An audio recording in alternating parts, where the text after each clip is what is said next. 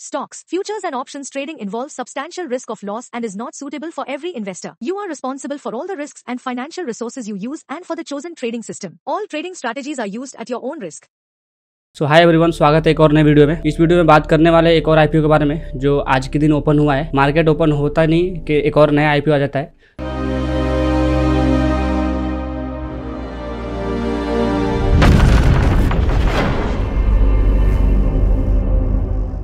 तो आज का जो आईपीओ है वो है प्रोस्टॉम इन्फोसिस्टम। तो बात कर लेते हैं इसके बारे में कि कंपनी करती क्या है। सबसे पहले बात करेंगे हम कंपनी के बारे में, कंपनी करती क्या है। ठीक है, तो कंपनी इनकॉर्पोरेट हुआ है 2008 में हुआ है और ये क्या करती है। Is company specialised in designing, manufacturing and selling energy storage and power conditioning equipment known as power solution. मतलब पावर सोल्यूशन का प्रोडक्ट जो बनाती है और सर्विस भी प्रोवाइड करती है। ठीक है, जिसमें इंक्लूडेड है यूपीएस सिस्टम है, इन्वर्टर सिस्टम है, सोलर हाइब्रिड है, इन्वर्टर है और लिथियम आयन बैटरी है एंड वोल्टेज स्टेबलाइजर है।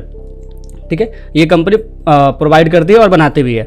और ये थर्ड पार्टी कंपनी मतलब किसी और को भी बनाने के लिए भी देती है और इन हाउस में भी ये मैन्युफैक्चर करती है। ठीक है, और क्या है, company offer customize and standard product produce in house through contact manufacturer. मैंने आपको बताया कि इन हाउस खुद बनाती है और दूसरों से भी बनवाती है, मतलब अपना ब्रांडिंग दे देती है कि लीजिए हमारे ब्रांड के नाम से आप प्रोडक्ट बनाइए। ठीक है, तो ये था कंपनी के बारे में, मतलब पावर सोल्यूशन प्रोवाइड करती है, रेंट भी प्रोवाइड करती है, सेलिंग भी करती है, मैन्युफैक्चर भी करती है। ठीक है, तो ये तो हो गया कंपनी के बारे में। ठीक है, अब कंपनी का हम फाइनेंशियल देख लेते हैं। कंपनी का फाइनेंस क्या बोल रहा है, देखिए 2022 में 98 करोड़ का इसका एसेट था, अभी बढ़ के 155 करोड़ 2023 में हो गया है। 24 में 50 और ऐड हो गया है, 203 करोड़ का हो चुका है एंड 31 दिसंबर 2024 तक 230 हुआ है, मतलब 3 क्वार्टर का ये। इसमें अगर ऑन एन एवरेज और ऐड करेंगे तो समझ लीजिए 250 तक जाएगा आपका। ठीक है, अब रिवेन्यू देखते हैं, रिवेन्यू 172, 232, 259 एंड 270 है, 3 क्वार्टर का है, मतलब स्टेबल चल रहा है रिवेन्यू। मतलब रिवेन्यू में कुछ खास ग्रोथ नहीं है, नॉर्मल चल रहा है। अब प्रॉफिट देख लेते हैं, 172 करोड़ पे 11 करोड़ का प्रॉफिट गया, मतलब 5% का प्रॉफिट मार्जिन निकाल रहे हैं। फिर यहाँ पे 232 करोड़ पे 19 का, यहाँ पे 8% कर दिया। फिर यहाँ पे भी 8% है और यहाँ पे भी 8% है, मतलब ऑन एन एवरेज देखे थे 8% का प्रॉफिट मार्जिन निकाल रहे हैं यहाँ पे। नेटवर्थ कितना है, 40 करोड़ है, 61 हुआ है नेटवर्थ, फिर 84 हुआ है और 107 हुआ है। ये आपका जो है, ये जो 24 का है ये 3 क्वार्टर का ही है, तो इसमें और एडिशनल अगर ऐड करेंगे तो थोड़ा बढ़ जाएगा आपका अमाउंट। ठीक है, तो नेटवर्थ भी अच्छा है और प्रॉफिट मार्जिन भी 8% निकाल रहा, पहले 5 था फिर ऐड किया, मतलब ग्रोथ कर रहे हैं। ठीक है, रिजर्व एंड सरप्लस में क्या है, 38 करोड़ है, देन 18 हुआ है, फिर 41 एंड 64। रिजर्व सरप्लस भी स्टेबल है आपका। बोरोइंग्स दे देते हैं, बोरोइंग्स में क्या है 3 करोड़, मतलब फर्स्ट ईयर में जब कंपनी अभी 2022 का है उसमें 3 करोड़ का बोरोइंग्स था, अभी उन्होंने बढ़ा के 24 कर दिया कभी 2023 में, अब 43 हो गया 24 में और 24 का ये जो आपका 31 दिसंबर तक है, तो 3 क्वार्टर का है 60 करोड़, मतलब बोरोइंग्स इन्होंने बहुत बढ़ा दिया है कंपनी के अकॉर्डिंग देखा जाए तो, क्योंकि यहाँ पे 3 करोड़ से सीधा 60 करोड़ है, तो बोरोइंग्स बहुत ज़्यादा है, मतलब इक्विटी डेट रेशियो उनका थोड़ा ज़्यादा रहेगा। अब हम केपीआई देख लेते हैं, केपीआई क्या बोल रहा है इनका, तो आरओई बोल रहा है इनका 31%, आरओसी बोल रहा है आप 32% और डेट इक्विटी रेशियो 0.51 है और रिटर्न ऑन नेटवर्थ 32% है। पैट मार्जिन हमने पहले कैलकुलेट कर लिया, 8% का ऑन एवरेज चल रहा है। प्राइस टू बुक वैल्यू 5 का है, मतलब थोड़ा सा हाई है, मतलब बोल सकते थोड़ा हाई है लेकिन अच्छा है दूसरे के अकॉर्डिंग। मैं पेयर कंपेरिजन में देख लेते हैं क्या बोल रहा है दूसरे का। और पी रेशियो क्या है, अभी पी इनका 19 का है, डाइल्यूट हो गया 20 हो जाएगा। ठीक है, और ईपीएस है 5 का, देन हो जाएगा 5 का। अब हम देख लेते कंपनी किसके लिए ये फंड रेज कर रही है। पहले तो वर्किंग कैपिटल रिक्वायरमेंट है कंपनी को, तो उसके लिए 725 मिलियन मतलब 72 करोड़ वहाँ पर एलोकेट करने वाली है और बोरोइंग्स कुछ देगी जिसमें से 18 करोड़ का बोरोइंग्स देने वाली है, मतलब 60 करोड़ में से 18 करोड़ देंगे, मतलब थोड़ा उनका इंटरेस्ट कम देना पड़ेगा, तो प्रॉफिट मार्जिन में थोड़ा सा अफेक्ट हो जाएगा, थोड़ा बढ़ जाएगा प्रॉफिट मार्जिन इनका।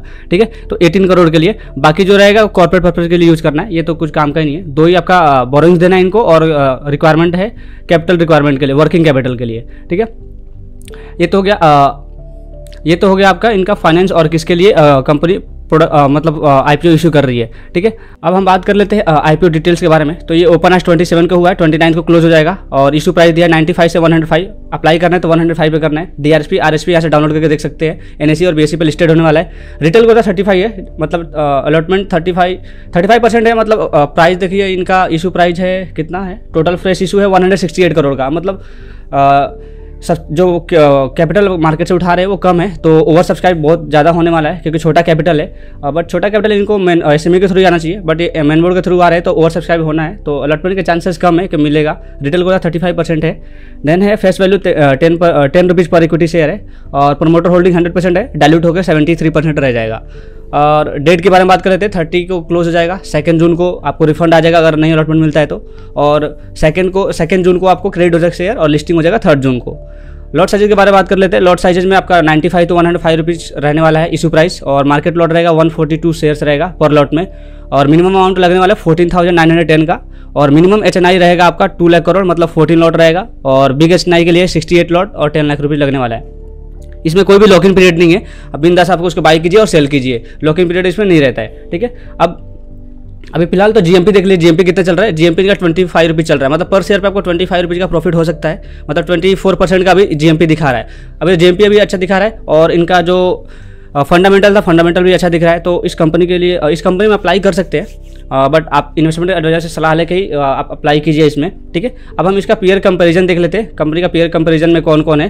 तो इनके अगेंस्ट में है एक सर्वोटेक है और सन गार्नर एनर्जी है। तो इसका EPS देख लीजिए, EPS इनका है, सन गार्नर का है 5.22 है, एंड सर्वोटेक का 0.5, मतलब EPS इसका अच्छा है अपना प्रोस्टार्म का जो अभी IPO लेके आ रहे हैं। देन इसका पी रेशियो देख लो, पी हमने देखा 20 का है, और इनका देखिए पी बहुत हाई है, तो पी भी अच्छा है, EPS भी अच्छा है, और रिटर्न ऑन नेटवर्थ भी अच्छा है इनका, ठीक है। और प्राइस टू बुक वैल्यू भी थोड़ा सा हाई है, बट अप्लाई कर सकते हैं, कंपनी अच्छी दिख रही है। शॉर्ट टर्म और लॉन्ग टर्म के लिए भी अप्लाई कर सकते हैं आप, और अलॉटमेंट नहीं मिलता है तो बाइंग भी कर सकते हैं अगर आपको मिल जाए तो। बट मेरा मानना यही रहेगा कि IPO लिस्टेड होने के बाद आप 3 मंथ के बाद ही इसमें बाइंग सेलिंग कीजिए, क्योंकि तब तक लॉक इन पीरियड रहता है। जो बड़े बड़े एंकर इन्वेस्टर रहते हैं वो बाइंग सेल करते हैं, अपना कुछ होल्डिंग सेल करते हैं, तो उसके अकॉर्डिंग रिएक्ट कीजिएगा। तो और कुछ भी जानना है इस कंपनी के बारे में तो आप कमेंट सेक्शन में जरूर बताइए। और हाँ, इन्वेस्टमेंट करने से पहले आपके इन्वेस्टमेंट एडवाइजर से सलाह जरूर लें, क्योंकि market is subject to market risk. तब तक के लिए this is Suraj Gupta signing off until we meet again.